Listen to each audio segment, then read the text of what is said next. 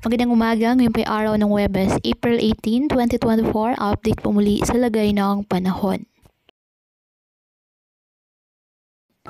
Ayon sa Pag-asa, nakapagtala muli ng bagong pinakamainit na record sa bansa ngayong 2024. Itala ang 40 degrees Celsius na temperatura nitong Lunes sa Itiagi, Isabela.